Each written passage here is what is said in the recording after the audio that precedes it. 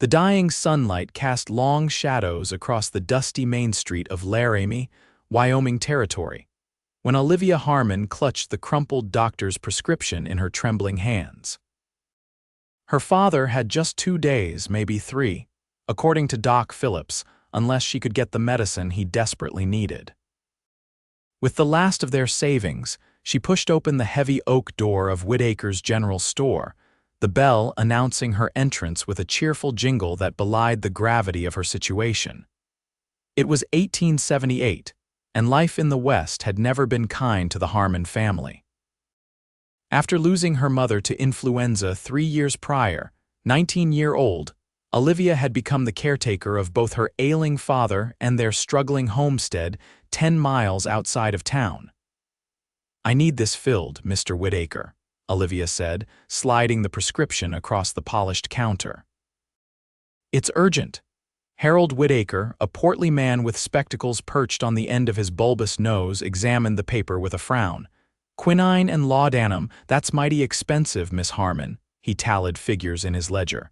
"That'll be $6.75. Olivia's heart sank. She placed 4 crumpled dollar bills and some coins on the counter. "This is all I have, $4.30. Please, Mr. Whitaker, my father won't last without it. I can work off the rest." "I can clean your store, help with inventory now, Miss Harmon," Whitaker interrupted, pushing her money back toward her. "You know I can't be running a charity. Your family's account is already past due by $12. "But he'll die," she whispered, tears welling in her eyes. Whitaker's wife emerged from the back room, her tight-lipped expression hardening at the sight of Olivia. "Is there a problem, Harold?" Mrs. Whitaker asked, her voice carrying across the store where several well-to-do ladies were browsing fabric bolts. "Miss Harmon here can't pay for her father's medicine," he explained loudly enough for everyone to hear. Mrs. Whitaker made a clucking sound with her tongue. "Perhaps if your father hadn't drunk away your ranch money at the saloon all those years, you wouldn't be in this predicament." The ladies by the fabric turned to stare, their expressions a mixture of pity and disdain. Olivia's cheeks burned with shame. It wasn't true her father had lost their fortune through bad investments and a string of failed crops, not drink, but rumors spread fast in a small town. "I'll pay it back every cent," Olivia pleaded. "We have crops that will be ready for harvest soon." Mrs. Whitaker let out a harsh laugh. "Harvest? On that pitiful plot of land? Don't make promises you can't keep, girl." Soon the other women joined in with their own comments. "Her father was always trouble. Like father, like daughter, I always say. Should have sold that worthless land years ago." Laughter rippled through the store as Olivia stood there, humiliated, tears streaming down her face. She gathered her meager money, preparing to leave with nothing but failure weighing down her shoulders. The bell above the door jingled, and a tall figure stepped inside, momentarily silhouetted against the dying sunlight. The laughter quieted as Dakota Wells, one of the most respected cattle ranchers in the territory, removed his hat and nodded politely to the room. His tall frame and broad shoulders seemed to fill the doorway, and the spurs on his boots clinked softly as he stepped into the store. At 32, Dakota was known throughout the county for his fair dealings and quiet demeanor. Unlike many who'd struck it rich in the cattle business, he wasn't one to flaunt his wealth or take advantage of those less fortunate. "Evening, folks," he said, his deep voice calm and steady. His eyes, the color of a summer sky, swept the room and settled on Olivia's tear-streaked face. "Mr. Wells," Whitaker said, his tone immediately more respectful. "What can I do for you today?" Dakota stepped forward, still watching Olivia, "Just picking up some supplies." He glanced at the prescription on the counter. "Seems like I'm interrupting something." "Nothing important," Mrs. Whitaker said dismissively. "Just explaining to Miss Harmon that we can't give away medicines for free." Dakota's expression remained neutral, but his eyes narrowed slightly. "Is that so?" He turned to Olivia. "Miss Harmon, is it?" Olivia nodded, wiping her tears away with the back of her hand. "Olivia Harmon, sir. The medicines for your father?" "Yes, sir. He's very sick." Dakota nodded thoughtfully, then turned to Whitaker. How much does she need? $6.75 for the medicine, Whitaker replied, plus $12 past due on their account. Without hesitation, Dakota reached into his vest pocket and pulled out a leather wallet. He counted out $25 and placed it on the counter. That should cover the medicine, the debt, and leave a little extra for whatever else Miss Harmon might need. The store fell silent. Olivia stared at Dakota in disbelief. Mr. Wells, that's very generous, but Whitaker began. It's not charity, Dakota interrupted firmly. It's an advance. I've been meaning to hire some help with my accounts and correspondence. I hear Miss Harmon has a fine hand for writing and figures. Olivia blinked in surprise. She did have neat handwriting and had always been good with numbers, but how could he possibly know that, Mrs.? Whitaker's mouth formed a thin line. Well, I suppose if it's a business arrangement. It is, Dakota confirmed. He turned to Olivia. That is, if you're amenable, Miss Harmon. Yes, of course, Olivia stammered. Thank you, Mr. Wells. Whitaker hurriedly filled the prescription, wrapping the bottles carefully in brown paper.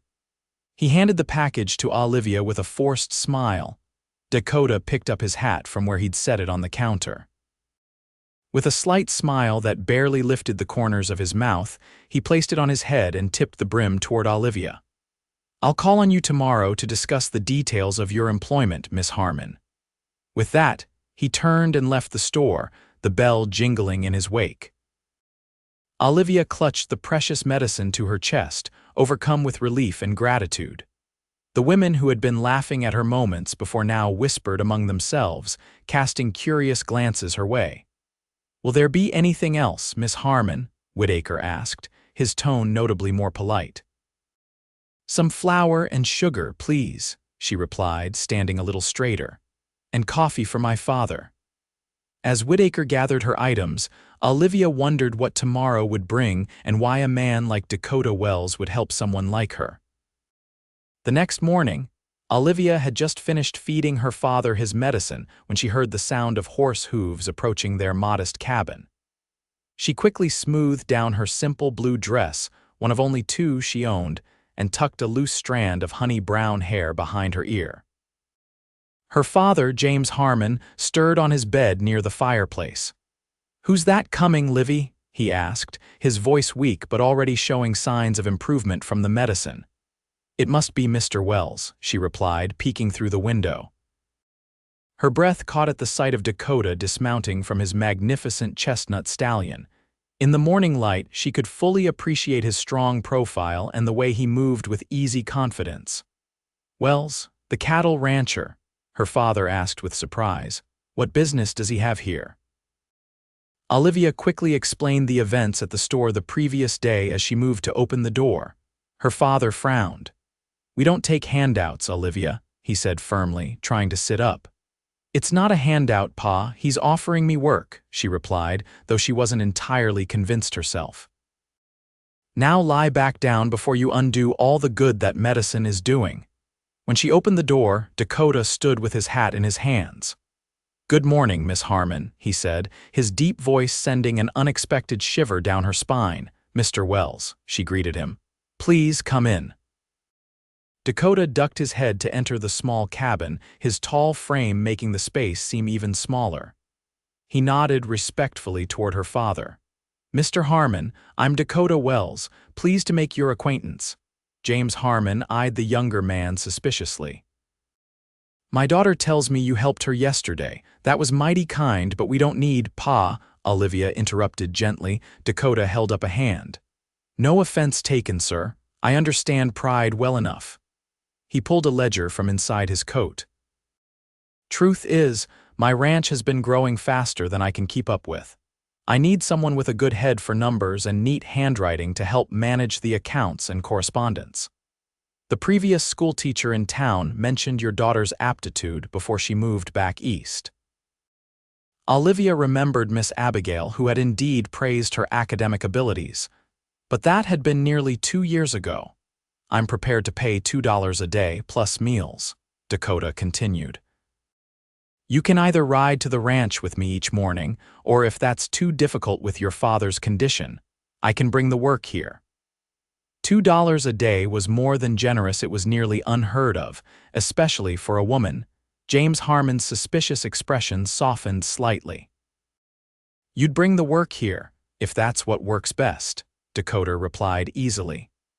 I understand family obligations, Mr. Harmon. Olivia and her father exchanged a look. $2 a day would mean medicine, food, and maybe even help with the mortgage they were behind on. I can come to your ranch, Mr. Wells, Olivia said decisively. Pa's on the mend and our neighbor Mrs. Fletcher checks in regularly. Dakota nodded. Good. We can start tomorrow if that suits you. I'll send my foreman's son Tommy with a gentle mare for you to ride. That's very kind, Olivia said, but I have my own horse. Dakota's eyes twinkled. Of course. 8 o'clock tomorrow then. After Dakota left, Olivia couldn't help but wonder about his true motives. Men like Dakota Wells didn't usually concern themselves with the troubles of poor homesteaders, and they certainly didn't pay women the same wages they'd pay a man. Be careful, Livy, her father warned. Rich men often want more than just bookkeeping.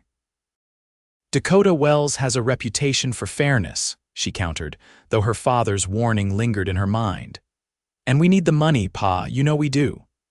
The next morning, Olivia rose before dawn to tend to her father and prepare for her first day of work. She wore her best dress, a faded green cotton that had once belonged to her mother, and braided her long hair into a practical coronet around her head. She arrived at the Wells ranch precisely at 8, marveling at the sprawling property. The main house was a handsome 2-story structure with a wide porch, surrounded by various outbuildings, corrals, and bunkhouses. Several cowboys were already at work, leading horses and mending fences. Dakota met her at the hitching post, helping her dismount with strong, steady hands. Welcome to Clearwater Ranch, Miss Harmon. It's beautiful, she said honestly. How long have you owned it? Built it up over the last 10 years, he replied, a note of pride in his voice. Started with just 50 acres and 30 head of cattle. Now we're running close to 2,000 head on 12,000 acres. He led her into the house, which was surprisingly homey despite its size. The large front room had comfortable furniture arranged around a stone fireplace, and bookshelves lined one wall more books than Olivia had ever seen outside a schoolhouse. Dakota showed her to a small study off the main room. A large desk sat beneath a window overlooking the mountains, with neat stacks of papers and ledgers arranged on its surface. This will be your workspace, he said. My previous system of accounting, if you can call it that, was to throw receipts and contracts into these drawers and hope for the best. His self-deprecating smile revealed a dimple in his left cheek. I'm afraid you have quite a mess to sort through. Olivia rolled up her sleeves. I'll start by organizing everything by date and type of transaction. Perfect. He hesitated at the door. I have to ride out with the men today, but Mrs. Hernandez will bring you lunch. She's our cook and housekeeper. Alone in the study, Olivia quickly lost herself in the work. Dakota hadn't exaggerated about the disarray of his accounts, but she found she enjoyed the challenge of creating order from chaos. By lunchtime, she had created neat piles of documents and begun entering figures into a fresh ledger. Mrs. Hernandez, a kind-faced Mexican woman in her 50s, brought a tray with a hearty stew, fresh bread, and apple pie. El Patron said to make sure you eat well, she said with a knowing smile. El Patron, you mean Mr. Wells? Olivia asked, suddenly realizing how hungry she was. He is a good man, unusual but good. Mrs. Hernandez tilted her head. He never brings women to the ranch. You are the first. Olivia felt her cheeks warm. I'm just here to work on the accounts. Of course, Mrs. Hernandez agreed, though her smile suggested she thought otherwise. But it is time this house had a woman's touch. Before Olivia could protest further, the housekeeper bustled out of the room. The afternoon passed quickly, and Olivia was startled when Dakota appeared in the doorway, his broad shoulders filling the frame. The setting sun behind him cast his face in shadow, but she could see he was dusty from the day's work. "I hope I'm not disturbing you," he said, stepping into the room. "Not at all." Olivia gestured to the organized stacks and the new ledger. "I've made progress, but there's still much to do."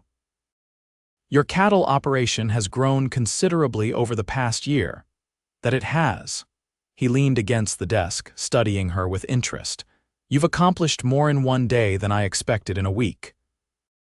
Olivia smiled, surprised by how comfortable she felt in his presence despite their different stations in life. "I've always enjoyed working with numbers. They're straightforward, honest. They don't lie or judge, unlike people," Dakota asked perceptively. "Sometimes," she admitted. They fell into an easy conversation as Olivia explained her organizational system. Dakota listened attentively, asking intelligent questions that revealed he was far from the uneducated cowboy many might have assumed him to be. When the mantel clock chimed 6, Olivia started. "I should be getting back to check on my father." "Of course." Dakota walked her to where her horse was tied. "Same time tomorrow," Olivia nodded, surprised by how much she was looking forward to returning. Over the next 2 weeks, a routine developed. Olivia would arrive at 8, work through the day with breaks for the delicious meals Mrs. Hernandez provided, and leave by 6. Each day, Dakota found reasons to visit the study, sometimes with legitimate questions about the accounts, other times just to chat. She learned he had come west as a 17-year-old orphan, worked as a ranch hand, saved every penny, and slowly built his empire through hard work and shrewd business decisions. In turn, she found herself sharing stories of her own life, her childhood dreams of becoming a teacher, the struggles after her mother's death, and her determination to save their homestead despite the mounting challenges. One evening, as Dakota walked her to her horse, he said, "I'd like to ride out to your place tomorrow if that's acceptable. I want to see this troublesome water pump you've mentioned." Olivia hesitated. Their homestead was shabby compared to his grand ranch, and the thought of him seeing their poverty up close made her uncomfortable. But the pump did need fixing, and hiring someone to do it was out of the question. "That would be kind of you," she finally said. True to his word, Dakota arrived the next day with tools and supplies loaded on a packhorse. Her father, now able to sit up in a chair on the porch, watched with curious eyes as Dakota examined the pump, then got to work repairing it. "He's sweet on you," James Harmon commented quietly when Dakota was out of earshot. "Don't be silly, Pa," Olivia protested, though her heart quickened at the thought. "He's just being neighborly." "Neighbors don't ride 10 miles to fix a water pump." "Neighbors don't pay $2 a day for bookkeeping that could be done for half that." Her father gave her a knowing look. "I wasn't born yesterday, Livy." Olivia watched as Dakota, having removed his shirt in the summer heat, worked the pump handle. The muscles in his back and arms flexed with each movement, and she found herself unable to look away. When he turned and caught her watching, his slow smile sent heat rushing to her face. "Good as new," Dakota announced, approaching the porch while pulling his shirt back on. "The leather gasket was worn through. I replaced it and oiled everything thoroughly." "Thank you," Olivia said, acutely aware of her father's amused expression. "Would you like some lemonade? It's not much, but I'd appreciate that," Dakota replied, settling onto the porch steps. James Harmon sized up the younger man. "Tell me, Wells, what are your intentions toward my daughter?" "Pa," Olivia exclaimed, mortified. Dakota didn't seem offended. "Fair question, sir." He looked directly at James. "I admire your daughter greatly. Her intelligence, her determination, her loyalty to family. I'd like the opportunity to court her properly, with your blessing."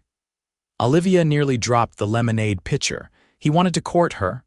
A man like Dakota Wells could have his pick of wealthy, refined women from good families. "Livy's all I have left in this world," her father said solemnly. "Her mother would have wanted her to marry for love, not convenience or obligation." "I understand that, sir," Dakota replied, "and I wouldn't want it any other way." He turned to Olivia. "That is, if Miss Harmon is amenable." Olivia found her voice at last. I would be amenable to that. Dakota's smile was like sunrise breaking over the mountains. From that day forward, their relationship changed. Dakota still treated her with utmost respect at work, but he began calling on her at home in the evenings and on Sundays after church. They rode together through his lands, picnicked by the river that gave his ranch its name, and spent hours in conversation on her small porch. The townspeople took notice. When Olivia visited the general store a month after that fateful day, Mrs. Whittaker was suspiciously friendly. "We've been hearing such interesting things about you and Mr. Wells," she said with a forced smile as she wrapped Olivia's purchases. "Have you?" Olivia replied noncommittally. "Such a catch," Mrs. Whittaker continued, "though some do wonder what he sees in, well."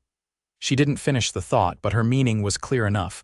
Olivia paid for her items with the money she had rightfully earned. "Good day, Mrs.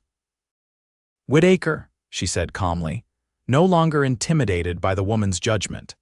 As summer turned to fall, Olivia's father continued to improve, and their financial situation stabilized thanks to her steady income. Dakota insisted on paying her fairly for her work, which was substantial. She had completely reorganized his business affairs, and even identified several opportunities for increasing profits. But their growing closeness didn't come without challenges.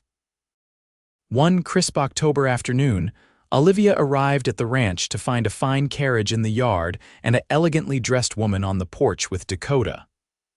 "Ah, Olivia," Dakota said as she approached, his tone oddly formal. "Allow me to introduce Mrs. Eleanor Blackburn from Denver. Eleanor, this is Miss Olivia Harmon, my bookkeeper." The woman's expertly plucked eyebrows rose. "Bookkeeper? How progressive of you, Dakota."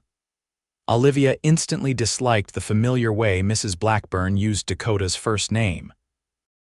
She was perhaps 35, beautiful in a calculated way, with expensive clothes and jewelry that Olivia could never hope to afford. "Miss Harmon is exceptionally talented with figures," Dakota said, his eyes meeting Olivia's with warmth that contradicted his formal words. "I'm sure she is, Mrs. Blackburn replied with a thin smile. "Dakota, we really must finish our discussion about your investment in the railroad, perhaps somewhere more private." Dakota looked uncomfortable. "Of course. Olivia, would you excuse us? The ledgers are in the study where you left them." As they walked inside, Olivia heard Mrs. Blackburn say, "I simply must tell you about Victoria's coming-out party. She's asked about you repeatedly." Olivia worked distractedly all morning, wondering who Victoria was and what connection she had to Dakota. When Mrs. Hernandez brought lunch, Olivia couldn't help asking, "Who is Mrs. Blackburn?" The housekeeper's expression turned sympathetic. "The widow of one of Mr. Wells' business partners. She has been trying to match him with her daughter Victoria for 2 years. "Oh." Olivia pushed her food around the plate. "Do not worry, Nina," Mrs. Hernandez said kindly. "I have seen how he looks at you. Mrs. Blackburn will go home disappointed, as always." The carriage left shortly before dusk, and Dakota immediately came to find Olivia in the study. His expression was troubled. "I apologize for the interruption today," he said. "Eleanor Blackburn is persistent. She seemed very elegant," Olivia replied, trying to keep the jealousy from her voice. Dakota snorted. "She's a social climber who sees me as a means of securing her daughter's future. She conveniently forgets I was a penniless cowhand when her husband was alive and wouldn't have let me near their precious Victoria." Olivia relaxed slightly. "She mentioned a railroad investment." "Yes, she's trying to persuade me to invest in her latest scheme." He moved closer, taking Olivia's hand. "But that's not what I want to talk about. There's a harvest dance in town Saturday night. I'd be honored if you'd accompany me." The harvest dance was the social event of the season in Laramie. Everyone would be there, including the Whittakers and all the ladies who had laughed at her in the store. The thought was both thrilling and terrifying. "I'd love to," she said, "but I don't have anything suitable to wear." Dakota smiled. "I thought you might say that. He reached into his pocket and pulled out an envelope. Your bonus for reorganizing my accounts so efficiently. Perhaps it might help with a new dress. Olivia started to protest, but Dakota raised a hand. It's not charity, Olivia, you've earned it. My cattle broker says your new system saved me from making a significant error in my fall sales projections. She accepted the envelope, touched by his thoughtfulness. Thank you, Dakota. The next day, Olivia visited the dressmaker in town and ordered a gown of deep blue silk, her first new dress in years. When she picked it up on Saturday, even the seamstress seemed impressed by the transformation. You look like a proper lady, Miss Harmon, she said admiringly. Mr. Wells will be pleased. Dakota arrived at their cabin that evening in a smart black suit, his usually unruly hair tamed and his face freshly shaved. When Olivia emerged in her new gown, her hair arranged in soft curls around her face, he stared at her with such naked admiration that she blushed to the roots of her hair. You are beautiful, Olivia, he said simply, though you always are, regardless of what you wear. Her father, watching from his chair, cleared his throat. Have her home by midnight, Wells. Yes, sir, Dakota promised, offering Olivia his arm. The dance was held in the town hall, decorated with autumn leaves and harvest bounty. When Dakota and Olivia entered together, a momentary hush fell over the crowd, followed by a buzz of whispers. The Whittakers looked particularly stunned, their eyes widening as Dakota led Olivia directly to the center of the dance floor for the opening waltz. Everyone's staring, Olivia murmured as they began to dance, his hand warm and steady against her back. Let them, Dakota replied with a smile. I'm the envy of every man here tonight. As they moved gracefully around the floor, Olivia caught snippets of conversation. Never thought she'd land someone like Wells. Heard he's sweet on her. Must be after his money. Dakota seemed oblivious to the gossip, his attention fully on Olivia. They danced every dance together, stopping only for refreshments and brief conversations with the few people who approached them, mainly Dakota's business associates and their wives, who suddenly seemed very interested in befriending Olivia. Mrs. Whittaker made a point of coming over, her smile strained. Miss Harmon, what a lovely gown. I hardly recognized you. Thank you, Mrs. Whittaker, Olivia replied pleasantly. It's amazing what a difference proper medicine can make, isn't it? My father is doing so much better now. The woman had the grace to look embarrassed. Yes, well, we're all very pleased to hear that. Later, as they stood near the punch bowl, Olivia spotted a familiar face entering the hall, Mrs. Blackburn, accompanied by a young woman who must be her daughter, Victoria. Both were dressed in the height of Denver fashion, their gowns obviously expensive. Victoria was indeed beautiful, with golden hair and perfect features. Her eyes immediately found Dakota across the room, and she smiled triumphantly as she made her way toward them. Dakota, darling, she called, her voice carrying across the room. What a delightful surprise. Dakota stiffened beside Olivia. I didn't know they were coming, he murmured. I'm sorry. Victoria reached them, extending her hand to Dakota. Mother said you might be here. I insisted we stop on our way to Cheyenne. She finally acknowledged Olivia with a dismissive glance. Oh, is this your employee? Before Dakota could respond, Olivia extended her hand. Olivia Harmon, I'm Dakota's companion for the evening. Victoria's perfect smile faltered. How quaint. Dakota, surely you'll save a dance for an old friend. Dakota placed his hand firmly at the small of Olivia's back. I'm afraid my dance card is full tonight, Miss Blackburn. Perhaps another time.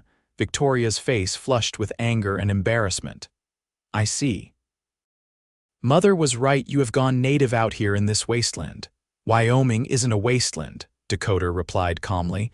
It's home, my home, and I've never been happier than I am right now. He looked down at Olivia with such tenderness that her heart nearly burst. If you'll excuse us, the next dance is beginning. As he led Olivia back to the dance floor, she couldn't help asking, were you and Victoria? Never, he assured her. Her mother has been throwing her at me for years, but there was never anything between us. His hand tightened on hers. There's only been you, Olivia.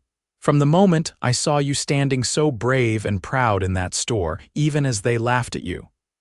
Why did you help me that day? She finally asked the question that had lingered in her mind for months. Dakota's eyes softened. Because I couldn't bear to see such cruelty directed at someone who was only trying to care for her family. And because when I looked at you, I saw someone extraordinary, someone worth knowing. The music swelled around them as he drew her closer. I fell in love with you gradually and completely, Olivia Harmon. Your strength, your kindness, your intelligence. Every day I find more reasons to love you. Tears pricked at Olivia's eyes. I love you too, Dakota. I think I have since you tipped your hat to me that day in the store. As the dance ended, Dakota didn't release her. Instead, to the astonishment of everyone present, he dropped to one knee in the middle of the dance floor. Olivia Harmon, you've brought joy and purpose to my life that I never knew was missing. Would you do me the honor of becoming my wife? The hall fell silent. Olivia was aware of every eye upon them, the Whitakers, Victoria Blackburn and her mother, all the townspeople who had judged her family for years. But in that moment, none of them mattered. Yes, she whispered, then louder. Yes, Dakota, I will. Cheers erupted as Dakota stood and kissed her, right there in front of everyone. It was a gentle kiss, respectful but full of promise. They were married the following spring in a simple ceremony at the little church in Laramie. James Harmon, fully recovered, proudly walked his daughter down the aisle. The townspeople who had once laughed at her now watched with a mixture of admiration and envy as Olivia became Mrs. Dakota Wells. After the wedding, Dakota surprised Olivia with the news that he had purchased her family's homestead. Not to take it from you, he explained, but to add it to our holdings. Your father will always have a home there and we can expand the farmland, make it profitable again. You are a remarkable man, Dakota Wells, Olivia said, kissing him tenderly. I have a remarkable wife, he replied. 5 years later, Clearwater Ranch had become the most prosperous property in the territory, with both cattle and farming operations. Dakota and Olivia's partnership extended beyond marriage. She managed the business aspects with her sharp mind for figures, while he handled the practical ranching operations. James Harmon lived contentedly in the renovated homestead cabin, doting on his 2 grandchildren, 4-year-old James and 2-year-old Elizabeth, and telling them stories of how their mother was once laughed out of a store before their father paid her debt and tipped his hat. Mrs. Whitaker now greeted Olivia effusively whenever she entered the store, which Olivia found more amusing than satisfying. True justice came in living well and loving deeply, not in watching others realize their mistakes. On the 5th anniversary of their wedding, Dakota took Olivia riding to the highest point on their property, where they could see for miles in every direction. Do you ever regret it? He asked as they sat side by side, looking out over the land they'd built together. Marrying a rough cowboy instead of some refined gentleman from back east, Olivia laughed, leaning her head against his shoulder. Never, not for a single moment. She took his hand and placed it gently over her stomach. Especially now that our family is growing again. Dakota's eyes widened. Truly, she nodded, her heart full as his face lit up with joy. As the sun began to set over their land, painting the sky in brilliant golds and reds, Dakota pulled her close and kissed her with all the passion and tenderness that had only grown stronger with each passing year. From debt to destiny, he murmured against her lips. Who would have thought that day in the store would lead us here? I think deep down I knew, Olivia replied. The moment you tipped your hat, I saw my future in your eyes. And as twilight settled over Laramie, Wyoming Territory, Dakota and Olivia Wells rode home together, not as the cowboy and the poor farmer's daughter, but as equals, partners, and above all, 2 people deeply in love, proving that sometimes the greatest journeys begin with a simple act of kindness in a general store on an ordinary afternoon.